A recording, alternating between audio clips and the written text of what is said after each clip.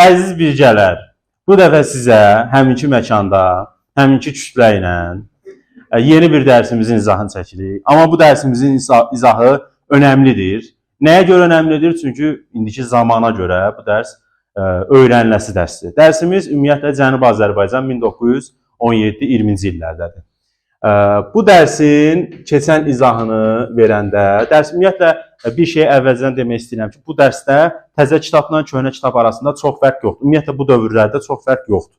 Köhnə kitabdan olanlar da oxuya bilər.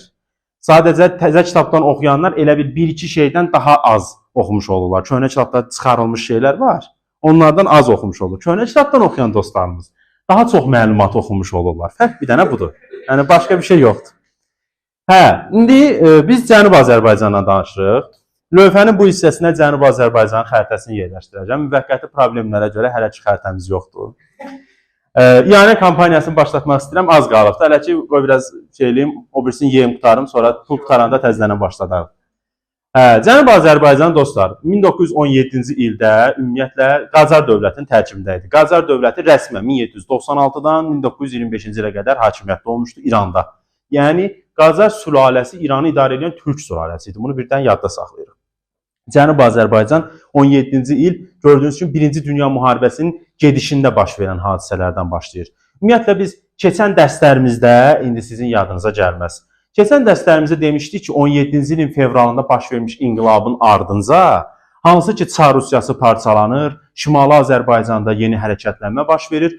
Bu hadisələr cənublu qardaşlarımızı da ürəkləndirirlər. Və onlar da başlayırlar hərəkətə. Bayaq mən girişdə güya deyirdim ki, bu dərs niyə əlamətdardır? Söz də yadımdan çıxıb demir, indi yadıma düşdü. Niyə deyirəm?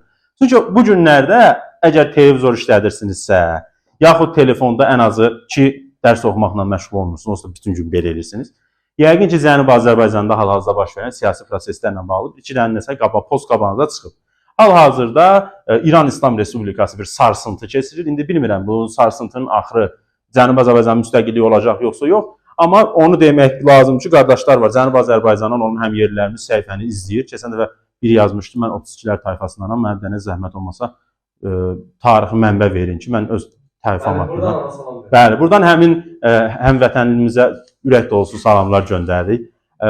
Həqiqətən mənim üçün xoşdur, əgər mənim videom Cənubi Azərbaycan vətəndaşları tərəfindən izlənirsə. Dərs üçün izləməsələr də ən azından bir maraqlı məlumat kimi izləyir. Bu da böyük bir zövqdür. Nəysə, cənublu qardaşlarımız bizdən daha ürəklidirlər. İstər vətən, istər millət, istər mənəviyyat cəhətdən. Və onlar 17-ci ildə bayaq dediyim iki hadisədən sonra Çar Rusiyasının devrilməsinə və Şimali Azərbaycanda yeni hərəkətlənmənin verdiyi təsirdən nəticələnərək inqilaba başlamışlar. Ümumiyyətlə inqilaba başladılar 1-ci Təbriz şəhərində. Bunlar Təzəddüd qəzetini nəşrə başlayırlar. Köhnə kitabda deyir Təzəddüd qəzeti fars dilində nəşr olunur. Təzə kitabda o söz çıxarılır. Yəni o söz verilmir. Təzəddüd qəzetinin nəşrə başlaması ilə əslində inqilab başlayır. İnqilaba başçılıq eləyən Məhəmməd Xiyabani idi. Xiyabani haqqında kiçik məlumat verir orada. Deyir Şeyx Məhəmməd Xiyabani özü məşrutə hərəkatında iştirak eləmişdi. Artıq biraz yaşlı dolandan sonra aradan harca bir 6 il keçib də, yaşlı dolandan sonra da biraz da püxtələşir. Gəlir burada da, baxın orada deyir ki, hərəkata 1-ci İran Demokratik Partiyasının Azərbaycan Əyalət Komitəsi başlayır. Hamısı komitənin də başçısı buydu, Xiyabani. Xiyabani fəaliyyətə başlayır aprel ayında. Və bu, həm vətənlilərimiz iyun ayında köhnə kitabda qeyd edilirdi Təbriz valisi Sərdar Rəşidə qarşı. Amma təzə kitabda Sərdar Rəşidin adını çıxarıblar. Eləcənə deyirlər ki, Təbriz valisinə qarşı hərəkət başlayır, nümayiş başlayır. Və bunun nəticəsində 17-ci ilin iyun ayında vali Təbrizi tərk edir, Təbrizdən çıxır.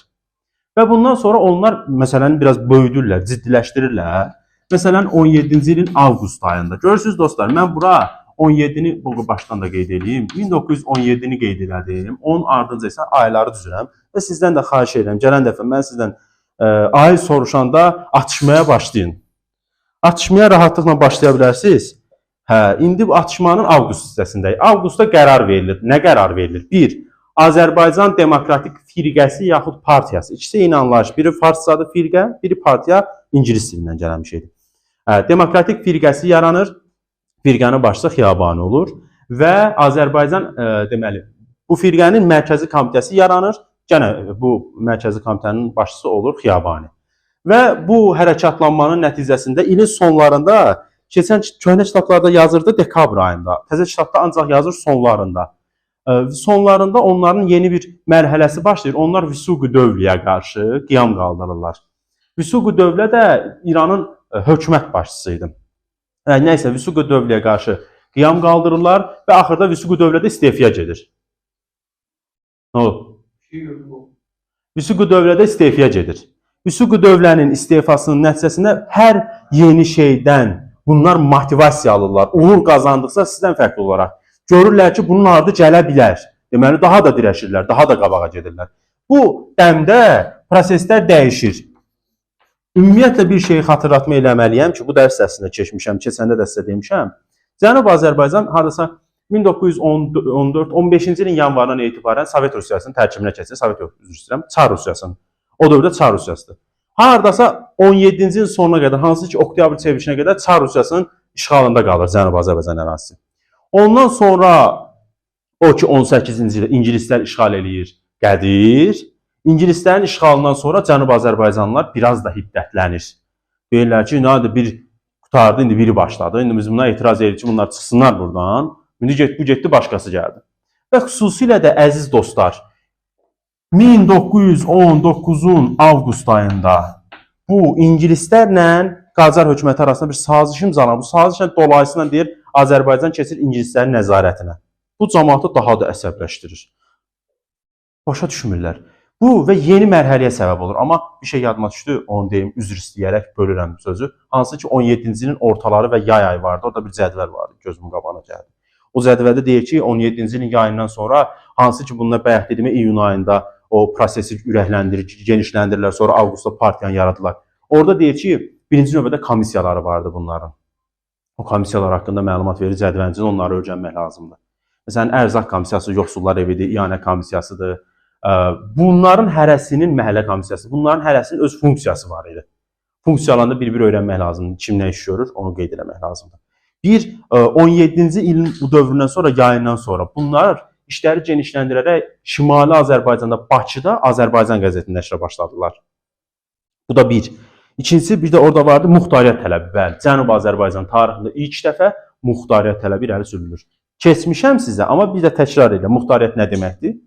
Muxtariyyət iki cür olur. Ya ərazi, ya da mədəni muxtariyyət olur. Ərazi muxtariyyəti adətən xarici siyasətdən, başqa dövlətdən, həmin dövlətdən asılı olub, daxildə öz idarəçiliyi olan bir qurum.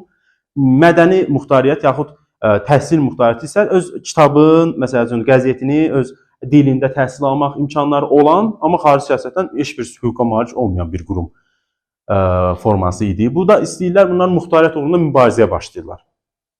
Muxtariyyət uğrunda mübarizəyə başlayırlar, komissiyaları dedim, sonra yeni mərhələyə daxil olmasını dedim, Şimali Azərbaycanda fəaliyyətini dedim.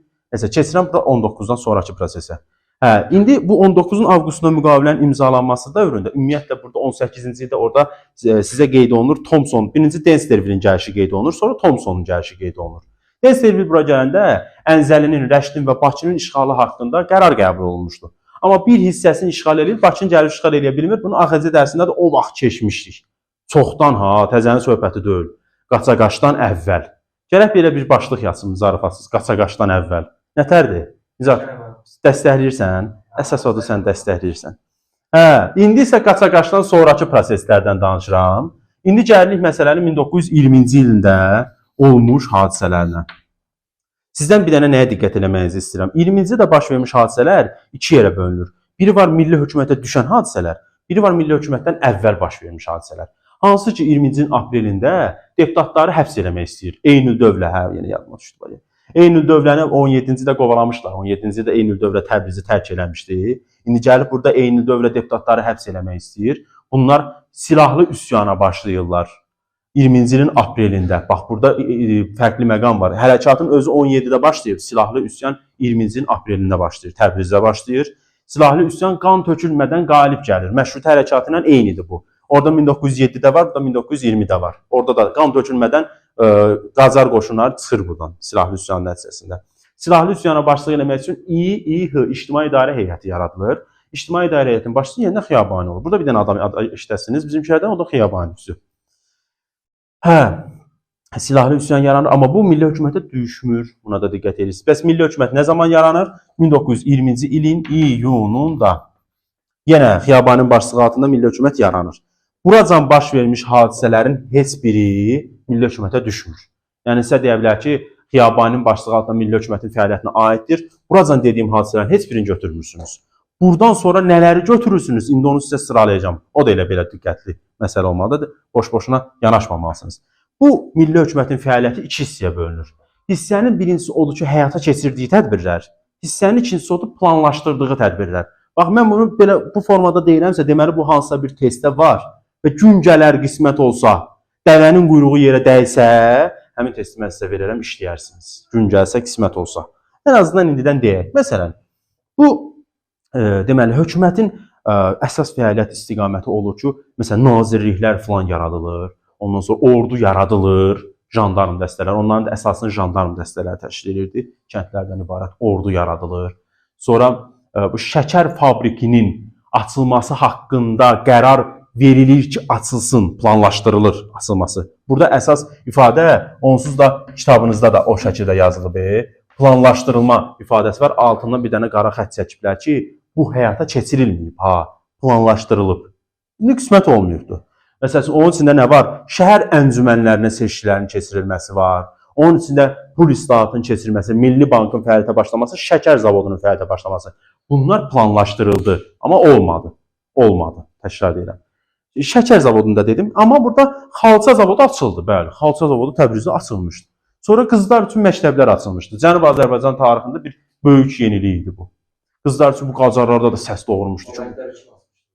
Elə bu da Xiyabani. Hamısı Xiyabanın başçılığı altında gedir ümumiyyətlə. Hökumət başçısı bu deyil, hamısını o eləmiş sayılır. Bir də köhnə kitabda orada türk dilindən istifadə məsələsi var. Amma təzə kitabdan təəssüf ki, onu çıxardıblar. Yenə bir lazımlı məlumatı çıxardıblar bizim bu külbaşlar, Nuranənin söz olmasın. Orada deyir ki, türk dilindən geniş istifadə olunsa da, Azərbaycan türk dili dövlət dili olmadı. Bax, burada dövlət dili olmamışdı. Yəni, bu sizi çaşdırmasın. Sonra onlar öz adını Azadistan qoymuşdu. İndi burada bəzi şeylər var, mən onları da deyim. Dövlətin gerbini dəyişməmişlər, Qacarların gerbi olduğu kimi qalmışdı. Yəni, tam müstəqillik istəmirlər. Ümumiyyətlə, bunlar, düzdür, orada bir cümlə var, bu milli azadlıq hərəkatına çevrilmişdir. Amma ümumilikdə bunlar azadlıq hərəkatı həyata keçirmədilər. Sadəcə dedilər ki, bizə muxtariyyət verin, biz başqa şey istəmirik. O da öyle bəzi hadisələr baş vermişdi ki, o hadisələr bunları ürəkləndirmişdi. Məsələn, bir Gilanda 20-ci ildə, iyun ayında Sovetlər Gilana qoşun yeritdilər və orada Sovet hakimiyyəti yaratdılar. Bizimkilərə sərf elədi. Uşaq sual verir ki, nəyə görə sərf elədi? Ona görə sərf elədi ki, biri var ki, Qacar dövləti bir dənə bizimkilərlə dalaşsın. Biri var bir neçə dənə dövlətlə eyni vaxtda, eyni cəbhədə, müxtəlif cəbhələrdə dalaşsın, gücü zəifləyir. Hamısına gücünü cəmləyə bilmir axı. Və amma belə bu Xiyabani biraz kaprizin adamıydı. Bax, ona görə dostlar, hərəkat başçısı anlayışı başqa şeydir, siyasətçi başqa şeydir. İndi bu Xiyabani hərəkat başçısıydı, mərd idi, vətənpərvər idi, canavar idi da bu, bildiyiniz canavar, amma siyasətçi dövlüydü. Ona müxtəlif adamlar təklif edir ki, pul verirəmsə, filan şey verirəmsə, kömək edirəmsə, gəl bir dənə köməkləşək, bir dənə bu qacarları devirək, müstəqil deyir, yox. Hə qardaş, başına dönüm, elə də bunu. Bunu elə də, niyə eləmirsən? Bax, bizdə problem odur. Bunu eləmək lazımdır. Xiyabaniyə bax, Gilan bir təşrif göndərir. Qulaq as, ey dost. Gilan bir təşrif göndərir. Sonra Mustafa Kemal bir təşrif göndərir. Bax, Mustafa Kemal sözündə Atatürk demirəm, ha mən. Burada Atatürk yazılsa səhv çıxır. Çünki Atatürk adlaması 1934-dür. 34-ə qədər baş verən hadisənin heç bir Atatürkə aid deyil. Mustafa Kemal Paşa, belə bu formada desək, yenə qəbul eləmir. Sonra şimaldan keçmiş vardı Abbasqulu Şadlinski. O Abbasqulu Şadlinski bilirsiniz kimdir? Məşhur film var, orada bir səni Qəmlo deyir. Abbasqulu ağanın nazı ilə çox oynayırsan, Kərbəlayı. Bax, həmin Abbasqulu ağa budur, Abbasqulu Şadlinskidir. Bunu da təşrifin qəbul eləmir. Heç kimin təşrifin qəbul eləməyəndən sonra düşmən sənin üstünə gələndə qalassan təkdə. Hansı ki, indi burada proseslər dayanır. Bayaq 20-ci ildə olan hərəkatlanmadan sonra Eynüldövlə istefa vermişdi. Qacarlar tədbirlərə başlamışdı. Yeni hökumət vardı, Mürşidi Dövlə. Mürşidi Dövlə Hidayət Müxbirüs Səltənəni vali sifətinə göndərir Cənubi Azərbaycana. Hidayət Müxbirüs Səltənə gəlir Cənubi Azərbaycana. Xiyabaniyə deyir ki, gəl oturaq bir stolun arxasında. çayımızı alaq, limonlu çayımızı içək, söhbətimizi eləyək. Məsələn, dinc yolla həll eləyək. Eyni zamanda bu türkü Xiyabaniyə qarşı müxtəlif dövlətlərlə əməkdaşlıq edir ki, Xiyabani devirsin. Məsələn, ingilislərdən kömək almağa cəhd edir orada, ruslarla əlaqəyə keçir orada. Eyni zamanda deməli orada Mir Hüseyn Haşimi adlı bir nəfər var idi. Jandarm dəstələrindən başçısı biri idi, yəni ordu başçısı idi. Satqın olur o. Onu da ələ alır. O jandarm dəstələri çıxır Təbrizdən, güya gedirlər bunlar hardasa bir üsyan olub, üsyanı yatırmağa. Bu müxbir səltənətə qoşunu yeridir Təbrizə, müdafiə qüvvələri də yoxdur axı. Döyüş gedir. Xiyabaninin bayaq mən o sözü bilirsiniz nəyə görə vurğuladım ki, bu adam canavar idi. Çünki bu adam ona görə canavar idi ki, 20-ci ilin sentyabrın 12-sində döyüş başlayır. Cənubi Azərbaycanı tərk edə bilərdi də bu, çıxıb gedə bilərdi də, düz deyil, getmir. Qalır, döyüşür, son damla qanına qədər və sentyabrın 14-də şəhid olur. Bax, ona görə bu insana xalq hərəkatı deyirəm mən, xalq başçısı deyirəm mən, lider deyirəm. Amma siyasətçi demirəm. Orada şəhid oldu, bitdi. Biz indi sadəcə nə edirik? Bir dənə bunun tarixini keçirik. Amma onun yerinə nə edə bilərdik? İndi Cənubi Azərbaycan Respublikasına danışa bilərdik. Düzdürmü dostlar? İndi ümid varıq ki, dərsimiz əslində bununla bitir. Bir dənə axırda sizə cədvəlin içində nə verir? Məşrutə hərəkatdan Xiyabani hərəkatının oxşar fərqli xüsusiyyəti. Oxşar xüsusiyyəti xarici basqın nəticəsində süqutdur, Qacar dövlətinə qarşı olmasıdır, fərqli xüsusiyyəti dəhşət çoxdur. Fərqli xüsusiyyətin əsas odur ki, məşrutə konstitusiya qəbul oldu, burada olmadı. Burada milli hökumət oldu, məşrutədə olmadı. Məsələn, fərqli xüsusiyyət odur ki, məşrutədə əncümənlərə seçkilər keçirdi, burada keçirilmədi. Bu kimi şeylər var. Bir də burada torpaq məsələsi də var idi. Milli hökumətin tədbirlərinin içərisində orada oxuyasınız ki, kəndlərə torpaq verilməsi məsələsi var. Bu dərsiniz bu qədərdir. Əziz dostlar, bu günlərdə elə Cənubi Azərbaycanda qarışmış vəziyyəti yad eləmək üçün mənim üçün xoş oldu, daha ürəkli danışdım bu mövzumuzu. Ümidvaram gələn il belə bir kitab dəyişikliyindən sonra mən artıq Cənubi Azərbaycan Respublikasının fəaliyyətindən, onun tarixindən danışaram və gün o gün olar ki, mən gedərəm Cənubi Azərbaycanda, Təbrizdə, Ərdəbildə məsəl üçün Şah İsmailin məqbərəsinə gedərəm. Orada İrandakı kimi aparmaram özümü, Azərbaycan Respublikasının bayrağı altında girərəm. Ərdəbildən çəkiliş edib sizlər üçün paylaşaram. Özünüzə yaxşı baxın.